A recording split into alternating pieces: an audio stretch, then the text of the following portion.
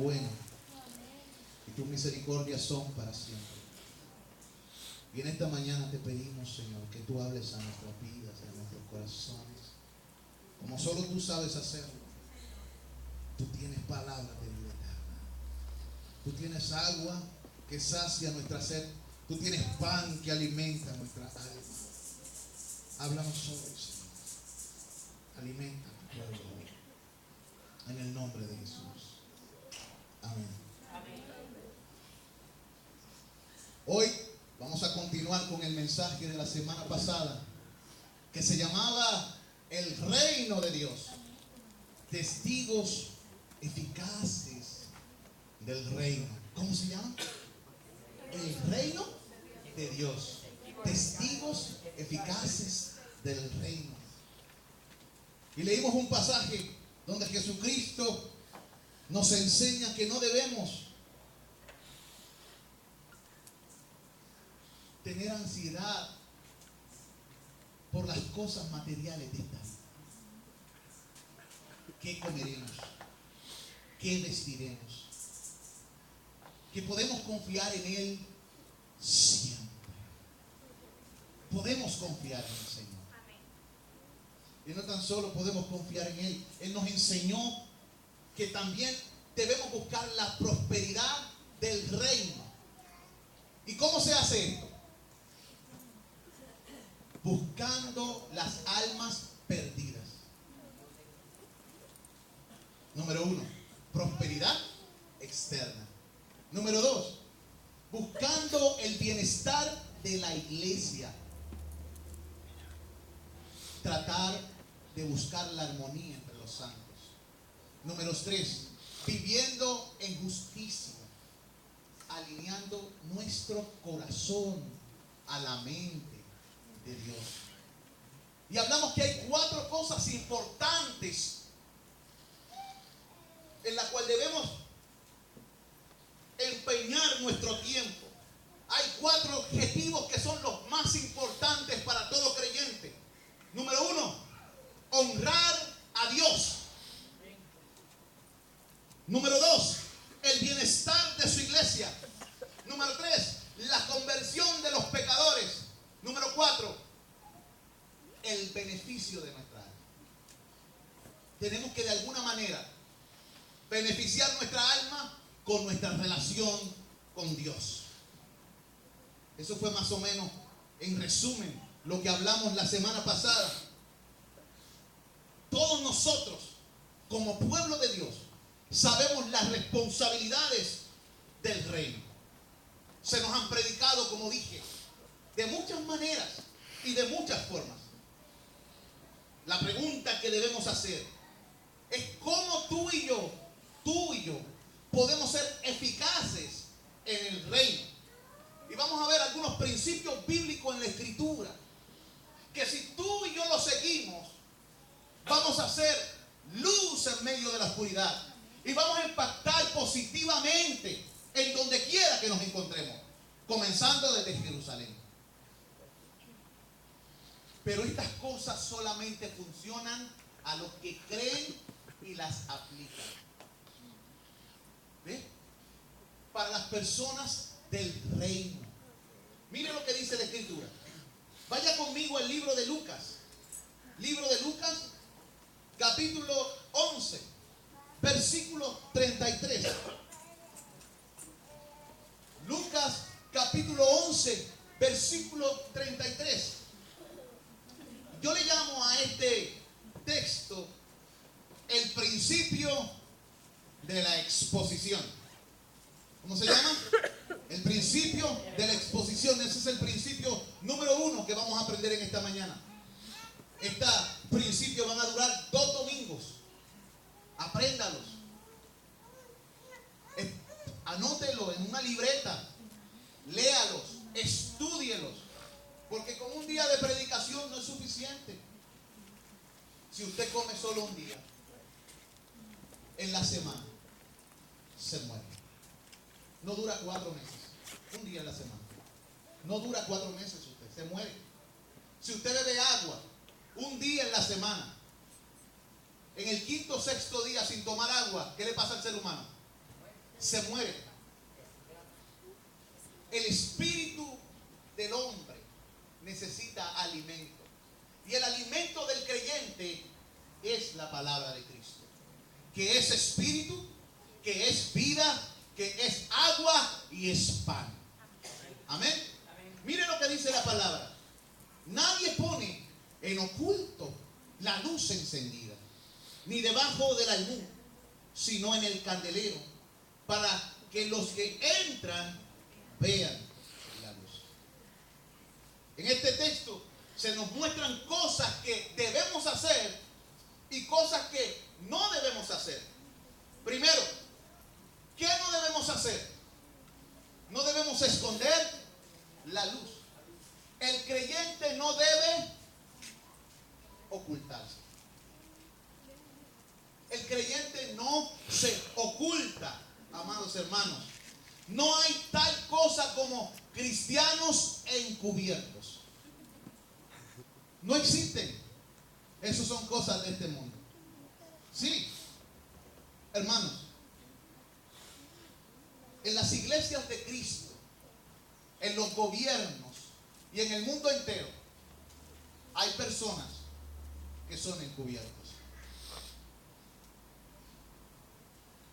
que están con un propósito y no es el mejor. Pero los creyentes no pueden vivir así. Los creyentes deben vivir y descubrir lo que son. Porque no hay forma en que otros encuentren a Cristo si usted no le muestra la Biblia con su vida. Porque posiblemente usted es la Biblia que muchas personas leerán, especialmente en este tiempo donde a nadie le gusta leer. El otro día yo vi un dibujo de un muchacho como otro, mirando un libro con las páginas abiertas y preguntándose, ¿y dónde se mete el disco? No puede ser. Porque ahora los muchachos están todos con qué? Hundiendo botones. Hundiendo aquí, hundiendo allá. Y su mente se está como embotando. La ciencia aumentará, dice la palabra. Pero eso no significa que aumentará la inteligencia del hombre. Si ustedes se dan cuenta, a pesar de que la ciencia está aumentando, la inteligencia del hombre está disminuyendo proporcionalmente. De alguna manera, mientras más dependemos de las máquinas para que hagan lo nuestro, nuestra mente se va embotando. ¿Cuánto es 15 por 35 dividido entre 2?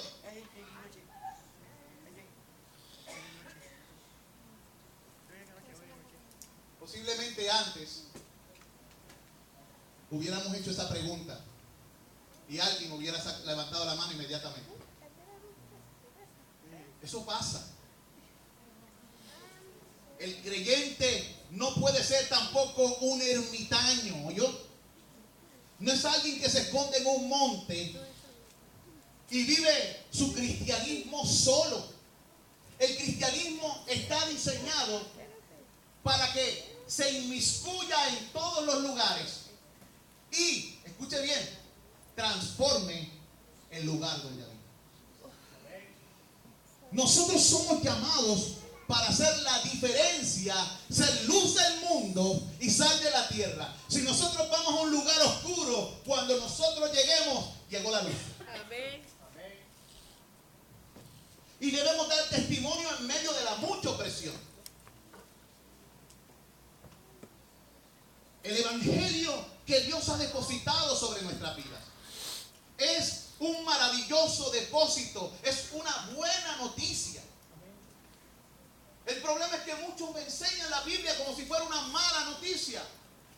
Debemos ser como los niños de antes que repartían periódicos. Ahora no es así, ahora tú ves a las personas repartiendo periódicos. Pero antes en las calles era extra, extra, y la persona decía algo y trataba de ¿qué? De provocar en la gente una reacción. Sí, sí, sí, dame acá. ¿Qué nosotros debemos anunciar? Extra, extra, Jesús de Nazaret, el infinito Dios y hombre, que es también rey y juez, tanto de vivos como de muertos, ha venido al mundo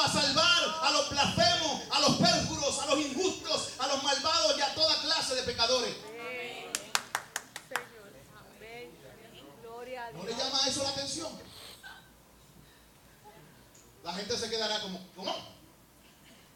Son buenas noticias, hermanos. Ha decidido saldar tus cuentas. ¿Quién no le quiere que le salde las cuentas? Ha decidido promulgar un perdón, una dispensa y establecerte en la familia de Dios. El Rey del universo ha tomado una decisión. Por tanto, arrepentíos y creed, pues el Rey ha lanzado un decreto. El que en esta vida se arrepienta y cree en su Hijo tiene vida eterna. Sí, y no vendrá condenación, sino que ha pasado de muerte a vida. ¡Extra! ¡Extra! Son buenas noticias. Usted tiene un gran mensaje que muchos no entregan. Si nace un niño y usted está feliz, usted le dice a todo el mundo: tengo un nuevo hermano, o tengo un hijo, tengo una hija. El Señor ha dado la mejor noticia, que no puede ser comparada a ninguna noticia dada por el ser humano, con los mejores beneficios. Y usted y yo estamos incluidos si nos arrepentimos para con Dios y ponemos nuestra confianza en Jesús. Note que este mensaje debe ser expuesto. Ese es el primer principio. La Biblia dice que no se debe, ¿qué? Esconder. Sino que debe ser puesto arriba para que todos lo vean. En este contexto tenemos que preguntarnos a qué se refiere la luz. Debemos de manera esforzada, según este texto, y premeditada exponernos al mundo. La gente del mundo debe vernos y distinguir que no somos iguales. Yo no sé cuántos de ustedes veían Sesame Street. Uno de los otros es diferente. ¿Se acuerdan de eso? Cuando tú estás en un lugar, tú debes ser distinto. Debes ser diferente. Debes distinguirte. La gente debe saber, esta persona es distinta. Hay una alegría en esta persona, hay un gozo, hay algo diferente. Cuando la Biblia habla de eso, habla de nuestra manera de conducirnos y relacionarnos unos con otros. El mundo debe vernos en actuaciones, en nuestras reuniones, ya sea aquí o en las casas, y decir: esta gente es un pueblo distinto. Mira cómo se tratan, mira cómo se aman. Pero también ellos deben ver que cuando nosotros actuamos con ellos, somos gentiles, somos diferentes, somos respetuosos, somos luz, somos la luz del mundo. Y nos preguntamos en qué contexto se refiere esta luz aquí. Cuando la Biblia dice que debemos alumbrar, ¿qué está diciendo Dios? Luz en la Biblia es el igual a buenas obras. Dios nos creó en Cristo, ¿para qué? Para andar en buenas obras. El creyente no es que está buscando, sino que le sale natural. Él simplemente tiene que vivir la vida. Cristo comienza a vivir su vida en él, y naturalmente esa persona es servicial, es amorosa, es una persona que le gusta hacer las cosas a la manera de Cristo. Mire, hermano, con nuestra vida nosotros le mostramos al mundo lo que Dios es capaz de hacer a través de hombres y mujeres que no son perfectos, sino que han sido perdonados. Escuche bien, si usted está en Cristo, usted ha sido perdonado. Actúe como tal. Actúe como una persona perdonada. Nosotros conocemos a alguien que es perfecto, pero nosotros simplemente somos personas perdonadas y tenemos que actuar como tal.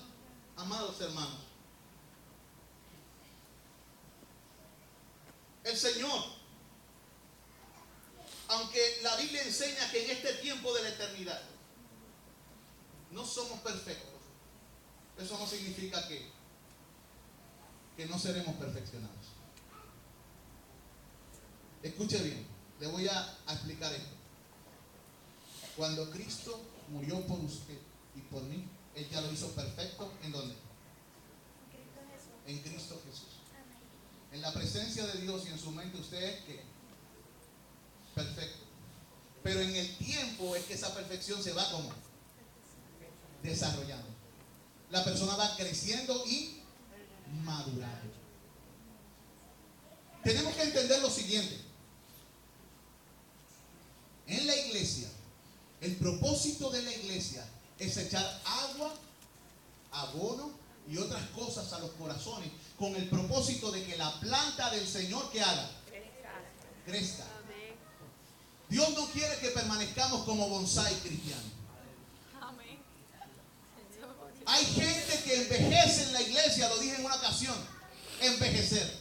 En la iglesia no es lo mismo que madurar. Hay personas jóvenes que son más maduros que adultos. Hay niños que son más maduros que adolescentes. Y el Señor nos está llamando a crecer en la gracia por medio del conocimiento de ¿quién? De su Hijo Jesucristo.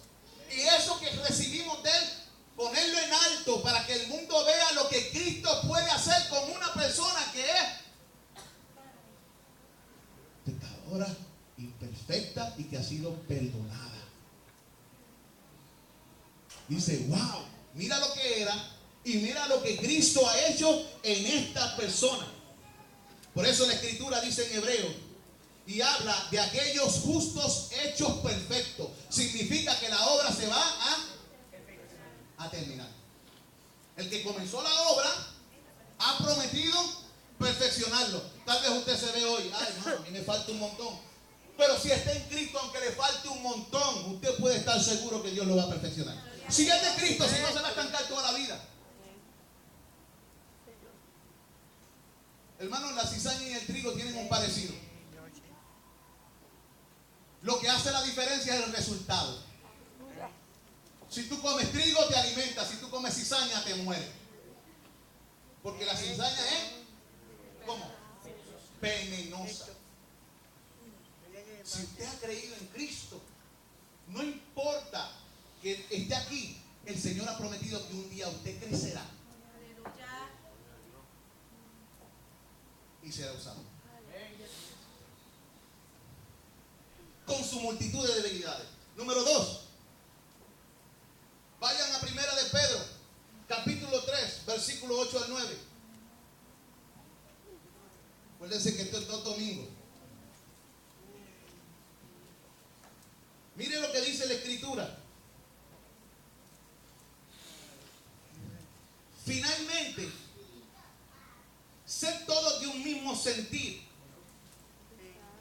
compasivos, amándoos fraternalmente, misericordiosos, amigables, no devolviendo mal por mal,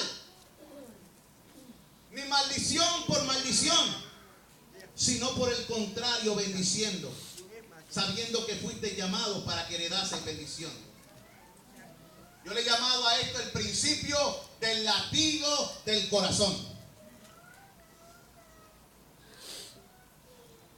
Todos los movimientos de los creyentes a través de la tierra deben ser dirigidos y gobernados por el poderoso corazón de Cristo. Escuche bien, todos los movimientos, acciones de los creyentes en toda la faz de la tierra deben ser gobernados por el poderoso corazón de Cristo. Es su latido espiritual lo que nos define. Si debemos y queremos ser eficaces en el reino, tenemos que tener un solo corazón, una sola meta, un solo latido espiritual. Y no es el nuestro, no es lo que yo quiera, no son mis intereses personales. Son los intereses del reino. Los intereses del rey. El problema es que muchas veces nos queremos establecer al lado de Cristo y queremos Satanás. Sí, amigo. Cuando usted quiere sentarse al lado de Jesús o usurpar el trono de Dios haciendo su propia voluntad y su propio deseo, eso es lo que usted está haciendo. Subiré a lo alto, pondré mi silla y seré semejante al Altísimo. Mi voluntad se hace. No. El creyente, el cristiano, sigue ¿a quién? A Cristo. Amén. Amados hermanos, ¿qué define al creyente según este texto? Debe ser compasivo. Ustedes han escuchado esa palabra compasión. Mire la separación. Compasión. ¿A qué se les parece eso? ¿Cómo debe ser el creyente? Debe ser apasionado ¿por quién? Por Cristo y por lo que Cristo ama. Y debe hacerlo con pasión como su Señor. ¿Quién me puede negar a mí que Cristo era una persona apasionada y compasiva?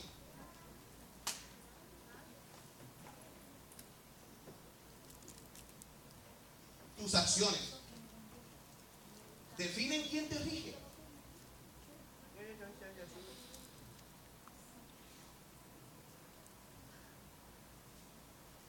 Debemos tener también, según este texto bíblico, amor fraternal. Y ese amor debe ser incondicional. La palabra fraterno significa ¿qué? Hermano, ¿verdad? Debemos amarnos porque pertenecemos a una misma familia. Dijimos que el reino de Dios es buscar la prosperidad ¿de qué? De la iglesia, y debe haber amor fraternal. Este amor es incondicional. Debemos tener aquel deseo de aliviar el corazón de aquellos que se encuentren en miseria. Dijimos que el reino es tratar de buscar el bienestar tanto de los pecadores como de los creyentes que están en un estado de tristeza. ¿Cierto? Eso es lo que significa misericordioso. Miseria, corazón. Debemos hacer que todas estas cosas rijan, escuche bien, gobiernen, dominen nuestra existencia en este lado de la eternidad. No se trata de nosotros, hermanos.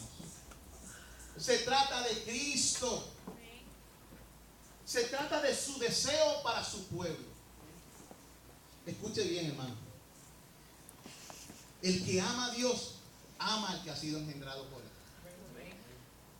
En las familias, no todos los hermanos son iguales. Ni tampoco todos tienen la misma forma de hacer las cosas. Pero una familia, escuche bien, una familia que se sujeta a Cristo, sabe usar todas esas diferencias para glorificar a Dios.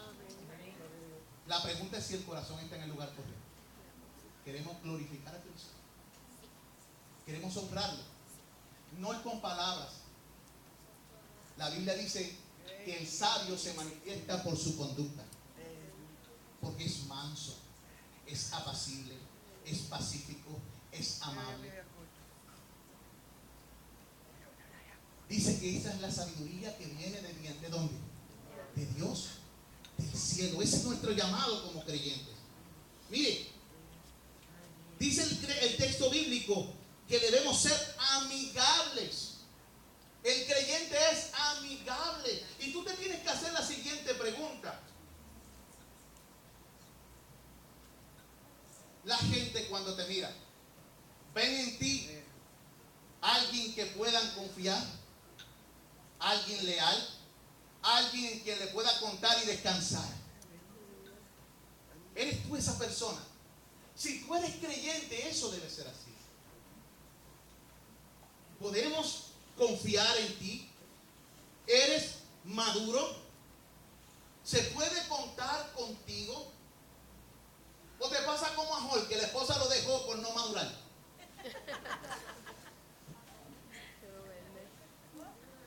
No sé quién me contó eso, fue uno de ustedes.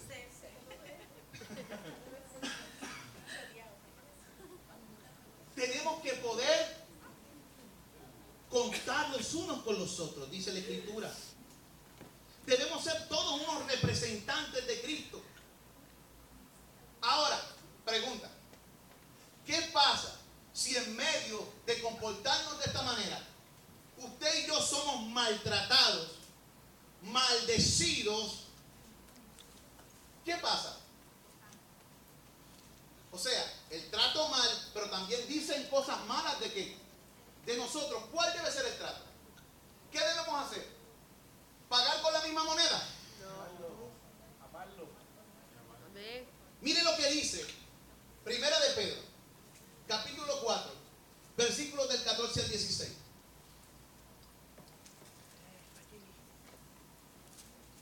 Una de las características que enseñan cómo se comporta el creyente es esto: su comportamiento en medio del sufrimiento. Aquí se demuestra si usted tiene el Espíritu o no. Léalo bien conmigo. Mire, si sois vituperados por el nombre de Cristo, sois bienaventurados. Y esto es muestra. Y ahí dice, porque el glorioso Espíritu de Dios reposa sobre vosotros. Ciertamente de parte de ellos Él es blasfemado, pero por vosotros es glorificado. Así que ninguno de vosotros padezca como homicida, o como ladrón, o malhechor, o por entremetido. Ahí dice entremeterse en lo ajeno. Dice, pero si alguno padece como cristiano, no se avergüence, sino que glorifique a Dios por ello. Si haciendo el bien eres maltratado y tu comportamiento honra a Cristo, esto es muestra que en ti reposa el glorioso Espíritu de Dios. ¿Entiende el texto bíblico? Tenemos que hacernos exámenes. Recuérdense, tenemos que hacernos exámenes. Cuando vayamos a la Escritura, esta debe poder alumbrar nuestro corazón. Porque la palabra es luz y manifiesta la oscuridad del alma. Pero ¿cómo voy a cambiar? Nunca vas a cambiar si no te alumbras con la palabra. Si tú vas a un cuarto oscuro y no prendes la luz o te llevas una vela o una linterna, ¿cómo lo vas a limpiar? Si no ves lo que tienes que hacer. Pero si tú tomas la palabra o la lámpara y alumbras el cuarto, la luz en las tinieblas resplandece y manifiesta lo que se encuentra en ese cuarto. Y entonces puedes hacer algo al respecto. Con la ayuda de Dios y de su Espíritu que te da las herramientas para trabajar con ese cuarto. Pero si la palabra de Dios no es de tu importancia ni de tu interés, puedes estar aquí 25 años y nunca crecer, porque solamente lees la palabra cuando viene a la iglesia. Pero no tan solo es leerla. Una vez Dios te da las herramientas por la palabra, esas herramientas deben ser usadas. Medita en estas enseñanzas. Ora al respecto de ellas. Ora al Señor y dile, Señor, ¿qué debo hacer al respecto? La palabra te dice lo que debes hacer al respecto y camina en la dirección que el Señor te indica. Y caminando en la dirección que el Señor indica, tú vas a obtener los resultados que el Señor ha ordenado.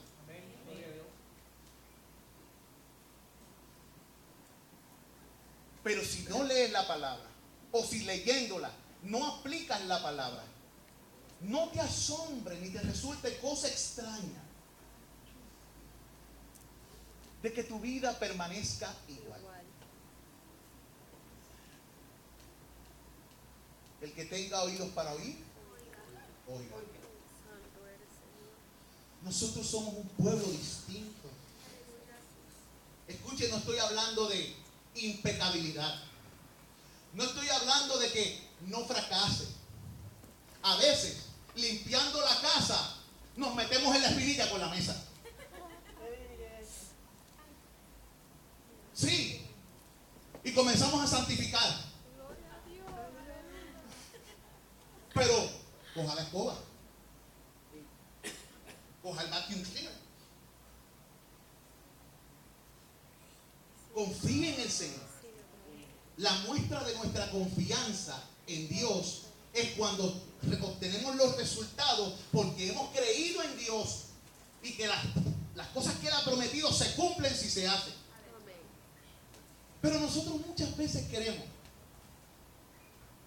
bueno, Señor, cambia mi corazón, pero no te quiero obedecer, no quiero seguirte, quiero hacer todas las cosas. No. Cuando la persona está así, se tiene que preguntar quién rige su corazón. Cuando la persona es regida por Cristo, tiene sus luchas interiores también, pero dice: Señor, no quiero hacer esto, la verdad es que no quiero, porque esto realmente me gusta, pero tú me lo mandaste, Señor, me duele, pero yo te amo. El amor que tú has hecho reposar en mí es por mucho superior que mi deseo por esa cosa. Gracias, Señor. Y la persona obedece la voz del Espíritu en la palabra, porque el Espíritu de Dios mora en la persona. ¿Ven cómo brega esto? Porque el Espíritu de Dios está trabajando poderosamente en tu alma, porque la palabra de Dios actúa en vosotros los creyentes. ¿Cómo se sabe que tú le perteneces a Jesús? Por el efecto poderoso de la palabra en tu vida. Provoca cambios. Pero hay personas que tú le hablas y el enemigo siempre le está susurrando para que no les resplandezca la luz de la gloria de Cristo, para no escuchar la voz. Dice la Biblia que estos son los que se pierden.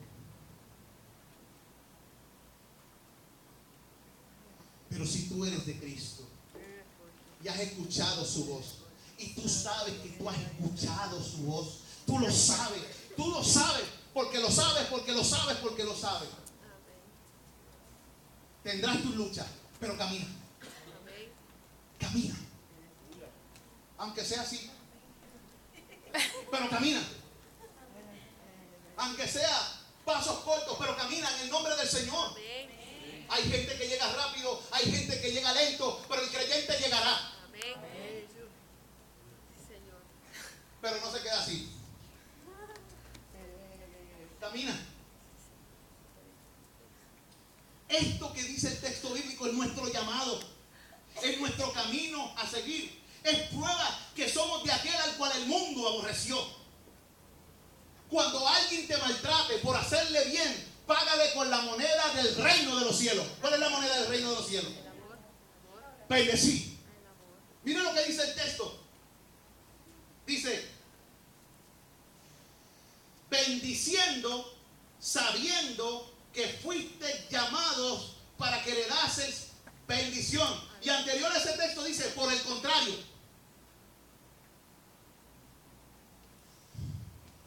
hablemos bien. Maldecir, palabra compuesta. Hablar mal. Bendecir, hablar bien. Todos hemos aquí maldecido. Es verdad. En alguna u otra ocasión usted y yo hemos hablado mal de alguien. Levanten las manos los que lo han hecho.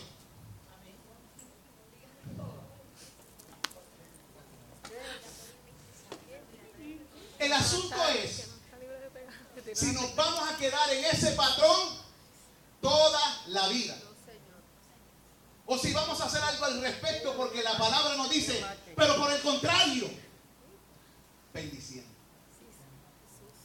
Si ustedes se van de aquí en esta tarde, busquen maneras en que puedan bendecir a su hermano y aún a su enemigo. Y si no puede decir nada bueno de la persona, haga así, muérdala abierto, haga algo, pero diga: oh Dios, lo bendigo por lo que harás en él. Sí, Señor, yo sé que tú harás grandes cosas. Comienza a ver lo que Dios va a hacer en él. Pero dejen de estar señalando. Trabaje en su vida. Trabaje consigo mismo. problema es ese que tenemos. Miramos con dureza a nuestro prójimo y excusamos nuestras faltas. Y por eso es que se ocurren los problemas. El creyente debe juzgar justamente, según la palabra de Dios. Y debe ser a sí mismo, para beneficiar su alma, mediante el cambio que Cristo hace cuando aplicamos la verdad.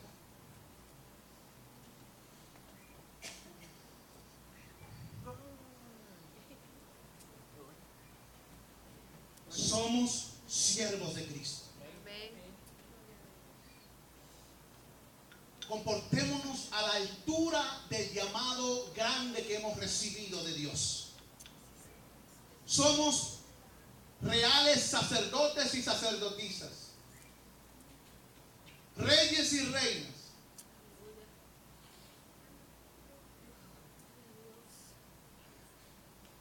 Hermano, usted lo hace sentir fácil. Yo no le dije que fuera fácil. La vida cristiana no es para cualquiera. Es para gente valiente. Aleluya. Ningún cobarde entrará jamás en el reino de los cielos. El que huye, ¿qué? El que se queda y pelea la batalla. Pero tiene que pelear la batalla. Escuche bien. No es quedarse para ser un espía del enemigo y crear discordias y problemas. Es para dar la batalla por el reino, unánimes juntos, combatiendo unánimes por la fe del evangelio. Unánimes por la fe. La Biblia dice que los que se oponen a esto, a este tipo de unidad que es para el evangelio, dice la escritura que su final será perdición. No hay salvación, ahí no hay salvación. La Biblia dice, esto es indicio de que vosotros estáis en Cristo, pero es indicio para ellos de su perdición. Significa una sola cosa. ¿Nos debemos quedar en donde estamos? No, la Biblia nos llama al arrepentimiento. ¿Tenemos que permanecer igual? No, Cristo nos ama y nos llama a que nos arrepintamos de nuestros pecados, que volvamos a Él, que Él se encargará de hacer en nosotros todo lo que es agradable delante de Él. Él se compromete, pero para comprometerse, para hacer eso, hay que rendirse. Ríndase. Si usted no se rinde, si usted no dobla su lomo, si usted no reconoce el señorío, usted permanecerá igual. Y un día se doblará y confesará que Jesucristo es el Señor, pero no en la congregación de los justos, porque no entrarán los malos en la congregación de los justos, porque Jehová conoce el camino de los justos, mas la senda de los malos perecerá.